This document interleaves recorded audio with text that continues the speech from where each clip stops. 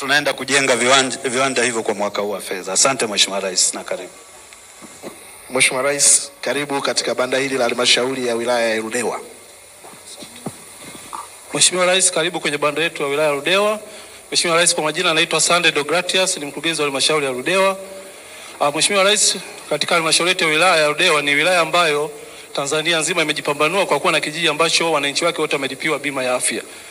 Na hili tuliliwezesha Mheshimiwa Rais kwa kupokea fedha ambazo ulilipa kwenye ule mradi wa kimkakati wa Liganga bilioni 15.4. Kati ya wanufaika wao ni tunaye mwenyekiti wa kijiji, lakini pia mtendaji wa kijiji yuko hapa cha Mundindi, ambao walipokea fedha milioni 464. Baada ya kupokea fedha hizo, Mheshimiwa Mwenyekiti, tuliwashawishi wakanunua bondi kupitia benki yetu ya CRDB na waliwekeza milioni 400 ambazo tunapata gawio shilingi milioni 41 kila mwaka. Kwa hiyo kwenye ile gawio, Mheshimiwa Rais, tulikubaliana na uongozi wa kijiji na wakafanya mikutano kwamba sehemu ya gawio tutawanunulia wananchi wetu bima ya afya ya jamii.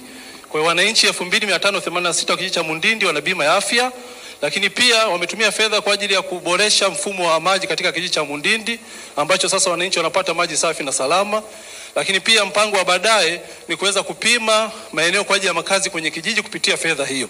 Lakini pia kuwezesha wanafunzi ambao wanafaulu lakini wazazi wao hawana uwezo. Kwa hiyo tutatumia fedha hiyo kwa ajili ya kuwasomesha, na mwisho wa siku watakapopata kazi watarejesha fedha kwenye mfuko wa kijiji. Karibu sana Mheshimiwa Rais. Asante sana Mheshimiwa Rais, karibu katika